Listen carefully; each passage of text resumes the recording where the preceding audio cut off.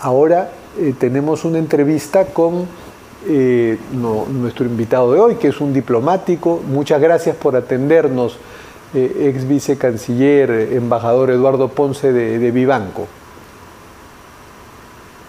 Buenas noches, encantado de estar aquí. ¿Cómo está? Bueno, estábamos comentando pues la noticia del día, que es la presencia de el presidente electo de Venezuela, Edmundo González Urrutia. Y esa es mi primera pregunta.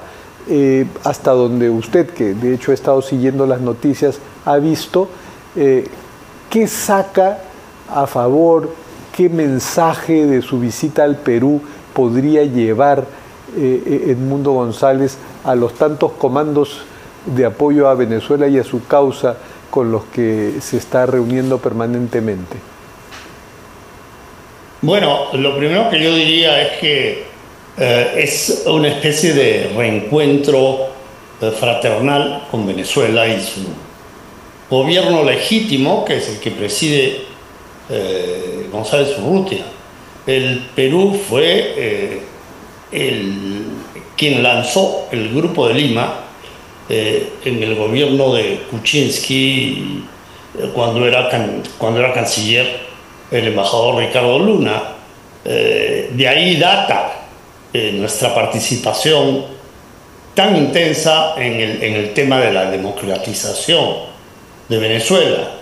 Evidentemente la presencia de Edmundo González Urrutia, que además es nuestro colega diplomático como nosotros, es enormemente significativa. En el marco de esta gira latinoamericana que está haciendo, en una coyuntura que es por demás difícil para Venezuela y para la región en su conjunto, diría yo, porque la verdad es que no encontramos la forma de extirpar este cáncer que está sufriendo este país hermano, el Perú. En fin, tal vez la circunstancia norteamericana del advenimiento del presidente Trump puede variar un poco las circunstancias. Es un poco arriesgado entrar en ese tema, pero evidentemente es un cambio de escenario que puede ser determinante en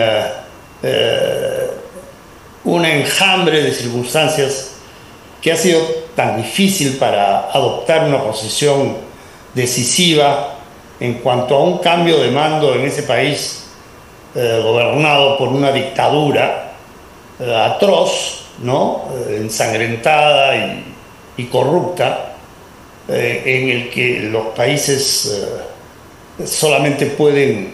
los países hermanos, digo, solamente pueden tener una posición como la que estamos tratando de empujar hace tantos años. Entonces, por lo que usted me dice, la gira de Edmundo González no solo tiene como fin el reforzar, ratificar el apoyo diplomático que le brindan estados que ya lo han hecho explícitos como el Perú, sino en nuestro caso también agradecer el liderazgo que ha tenido el Perú en el combate diplomático, ¿no?, a la dictadura de Maduro. Pero ¿usted cree que en las actuales circunstancias de nuestro país estamos en condiciones de volver a ponernos en una primera línea, si no liderar en una primera línea de ese respaldo a Venezuela y de concertar con otros países acciones en pro de la vuelta de la democracia a ese país? Bueno, yo pienso que la diplomacia profesional de Torre ha tenido una actuación de liderazgo en esta materia, por eso mencionaba lo que acabo de decir. La presencia de González Urrutia en el Perú yo creo que es aún más significativa por ese factor histórico, diría yo, ¿no? Sin duda, la acción de los países hermanos de Venezuela no es fácil para lograr el objetivo de democratizar un país tan hermano del Perú y tan decisivo históricamente para lo que ha sido el devenir histórico de nuestro país desde los inicios de nuestra independencia.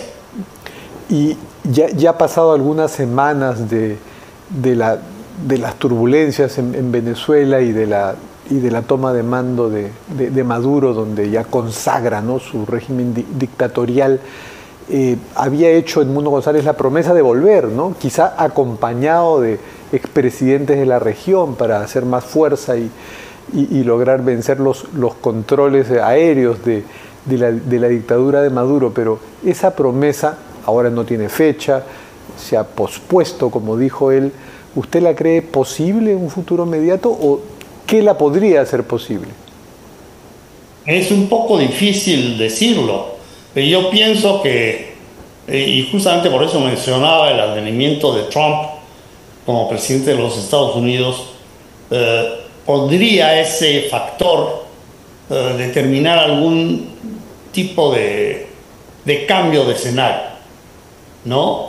Porque realmente por las buenas, mencionando ese término casi del argot, es un poco difícil cambiar la situación de una tiranía tan enquistada en Venezuela y tan respaldada por lo peor de las dictaduras planetarias, por así decir. Si no por las buenas, usted está insinuando por las malas, pero ¿qué quiere decir? Bueno, ¿hasta qué punto podría hacerse algo por las malas, usando ese término eufemísticamente?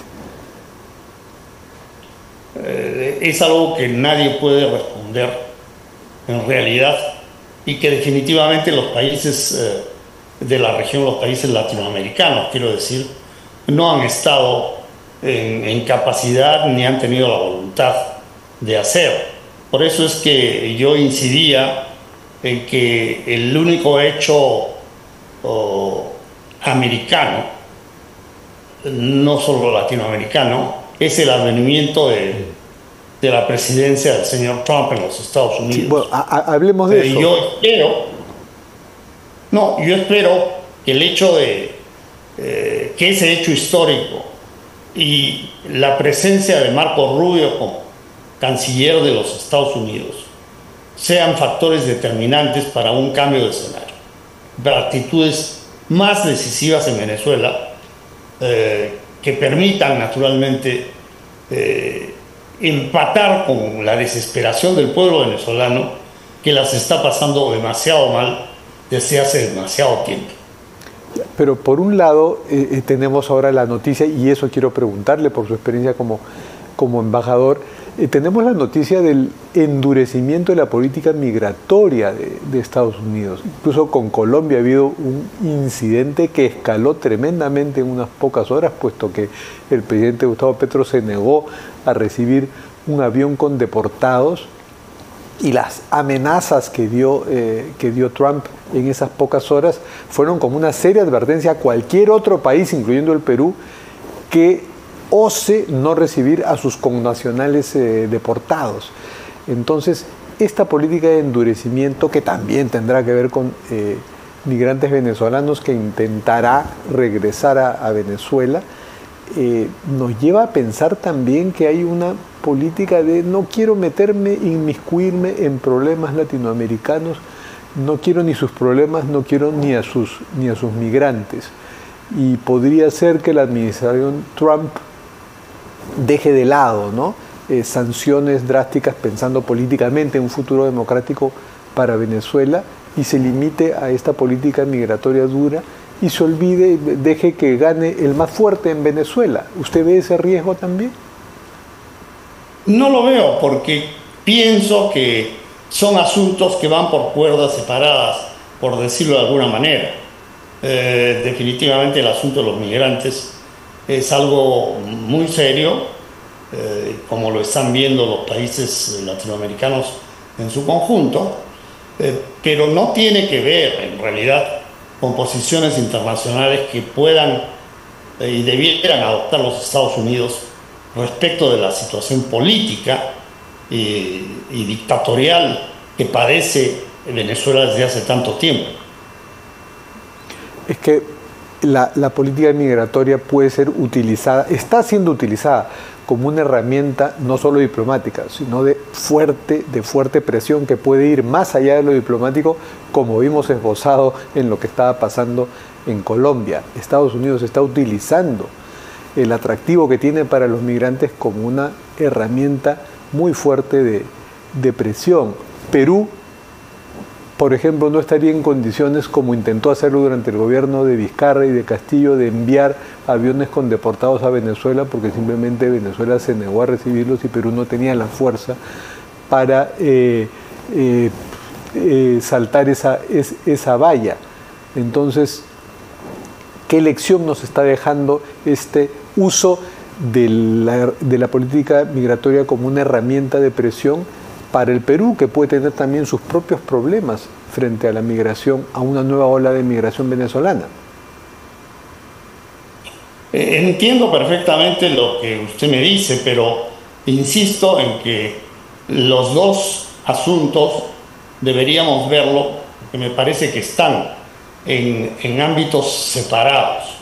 Y no veo, francamente, a menos que medien diplomacias muy incompetentes, que no creo que sea el caso, que se puedan mezclar y uno pueda determinar las decisiones del otro ámbito.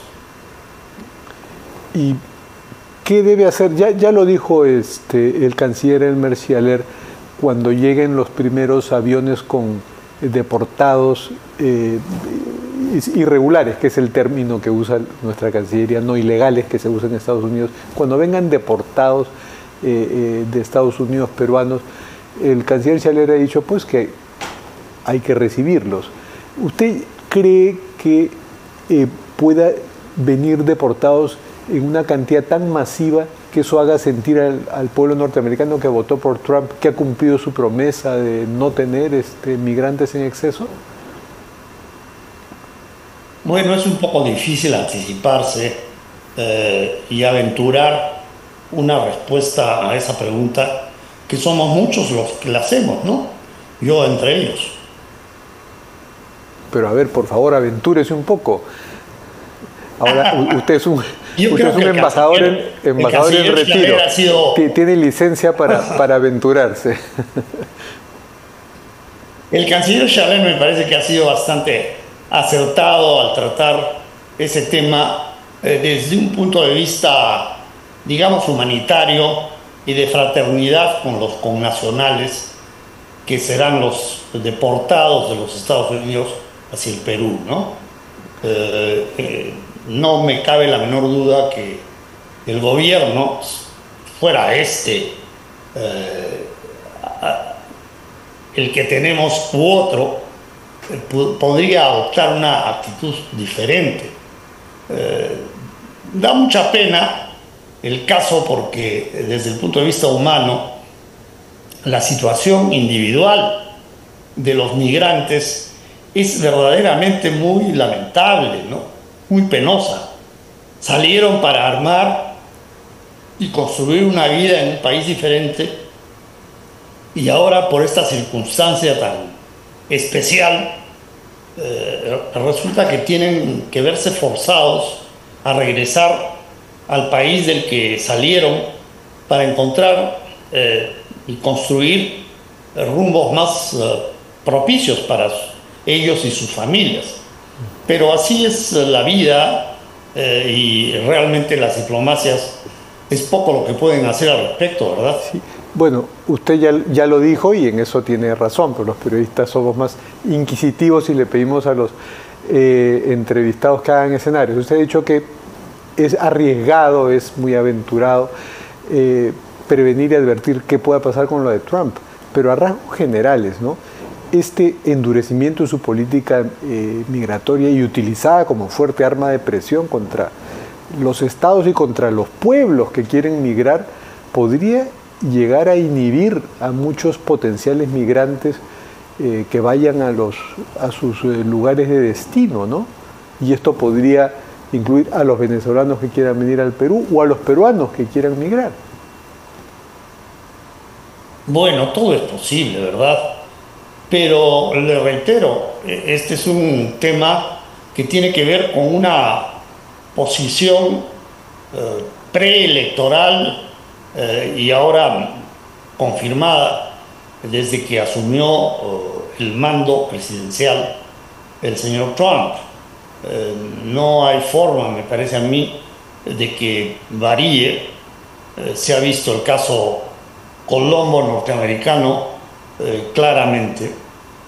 Y yo creo que anticiparse en este asunto, sobre todo dentro del ámbito de las relaciones diplomáticas, es arriesgado, y yo no me atrevo, francamente, porque no soy capaz de visualizar una situación posible, ¿no? Y a ver si se atreve con este tema, que es un dilema para sus colegas en actividad, ¿no? ¿Cuál debe ser la posición más inteligente, sabia, preventiva de Perú, cuyo principal socio comercial no es los Estados Unidos, sino China? ¿Cuál debe ser la posición de Perú ante esta presión que va a hacer Estados Unidos a los países que tengan relaciones comerciales intensas con China, ¿no? ¿Qué debe intentar el Perú? En la Cancillería hay un nombre para eso, que es neutralidad constructiva, ¿no? ¿Usted puede explicar en qué consiste ese término u otro que permita discernir qué es lo mejor ante esta fricción entre dos potencias tan importantes y socios tan importantes para el Perú? Y yo creo que lo que debe hacer nuestra Cancillería, y tal vez lo está haciendo ya, así como otras de la región, es ponerse de acuerdo, ¿no? Ponerse de acuerdo para asumir una posición coordinada y conjunta frente a algo que es una determinación presidencial en la política de los Estados Unidos, que sin duda tiene un peso especial frente a todos los países latinoamericanos, ¿verdad? Bueno, le agradecemos mucho, embajador Eduardo Ponce de Vivanco, por esta entrevista.